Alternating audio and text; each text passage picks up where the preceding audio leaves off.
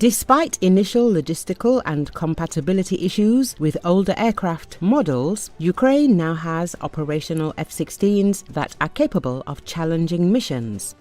This marks a significant escalation in Ukraine's combat capabilities, moving from cautious use to effective frontline operations, writes Reuben Johnson, a former Pentagon consultant and foreign military affairs expert at the Casimir Pulaski Foundation in Warsaw, in an article for 1945.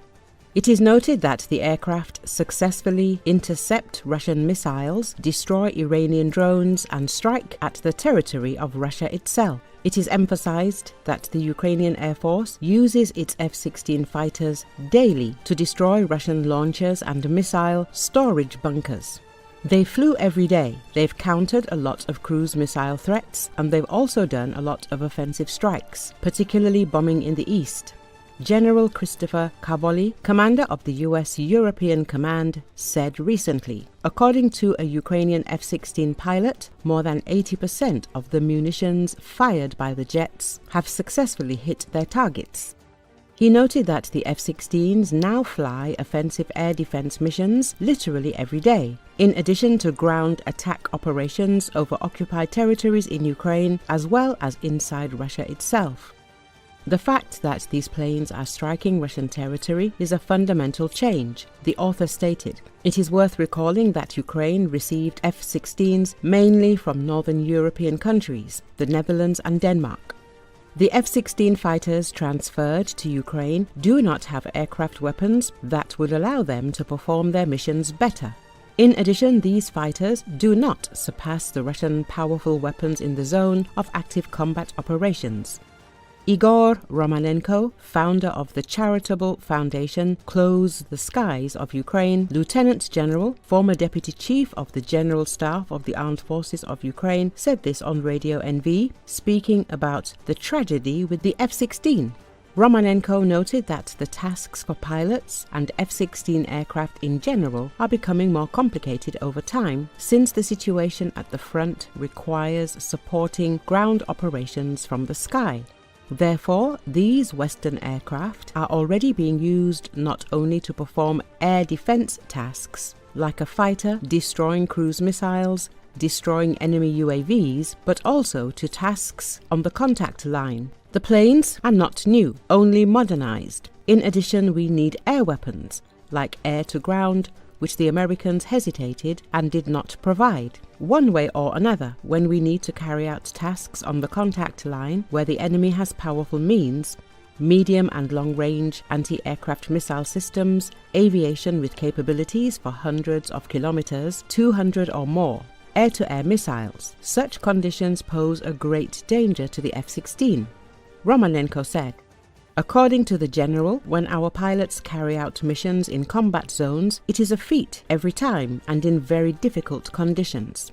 In this regard, what we see happened. If possible, conclusions will be drawn on how to carry out the combat mission and save the lives of our pilots in these difficult conditions, Romanenko emphasized. Recently, it became known that F-16 pilot Pavel Ivanov died while carrying out a combat mission.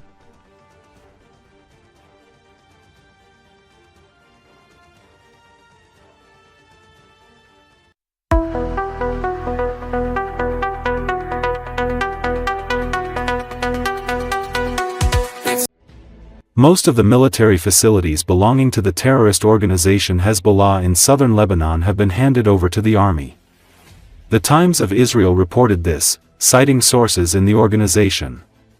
190 of Hezbollah's 265 military positions south of the Litani have been handed over to the Lebanese army, the source said.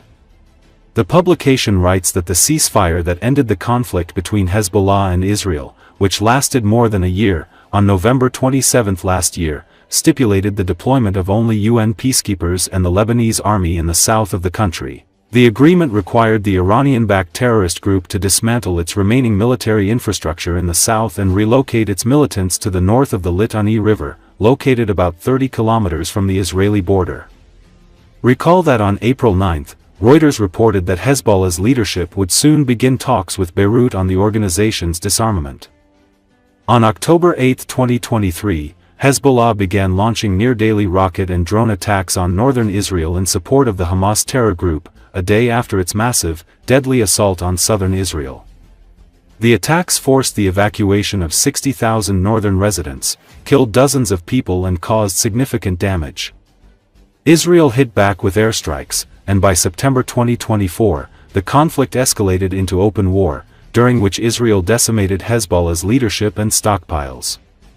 The war ended in a late November 2024 ceasefire, which has largely held despite mutual accusations of violations. Under the agreement, Israeli forces were to withdraw from southern Lebanon while Hezbollah was to remove its military infrastructure from the area. Troops remain in 5 points deemed strategic by the Israeli military. Israel also maintains the right to strike targets that pose an imminent threat. In recent days, some Hezbollah officials have signaled a willingness to discuss the group's arsenal with the country's government. Lebanese President Joseph Aoun, a US-backed former army chief whose election in January ended a 2-year impasse, has vowed to seek a state monopoly on arms.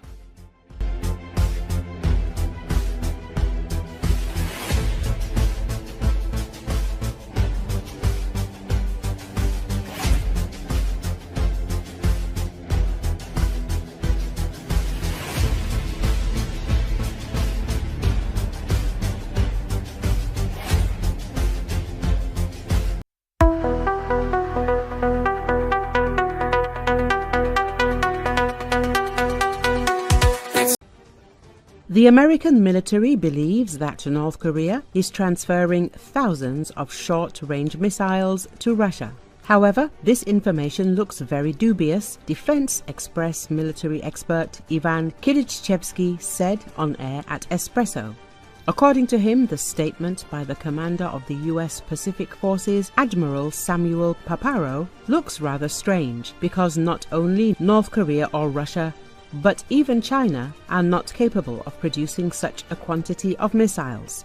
The production of these missiles depends on substances that are in short supply in the world, the expert said. He does not rule out that when it came to deliveries of short-range missiles, they meant rockets. The expert notes that Ukrainian intelligence reported that the DPRK transferred at least 200 M1991 missile launchers, which have a firing range of up to 60 kilometers with a 240mm caliber rockets, to Russia.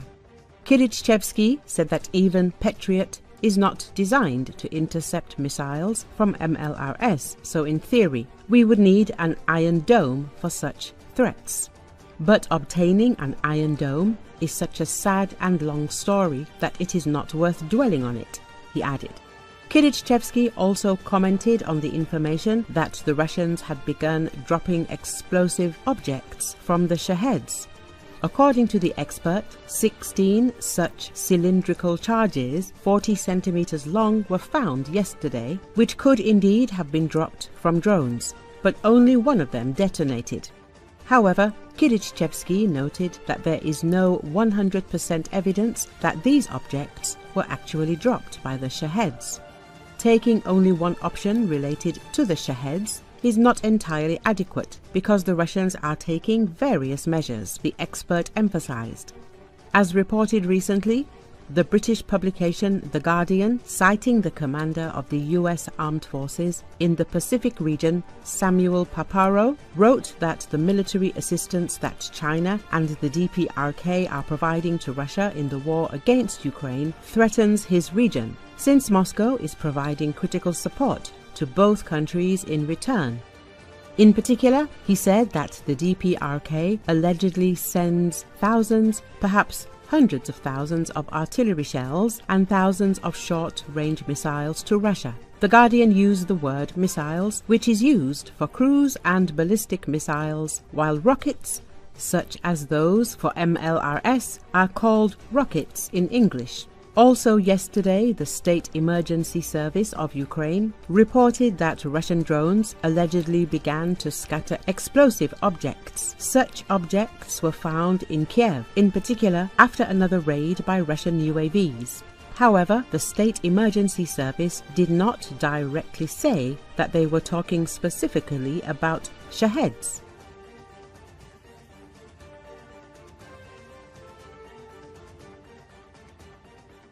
Thanks for watching, and please remember to like, subscribe and share this video to stay updated with the latest breaking news from DesBuzz 24.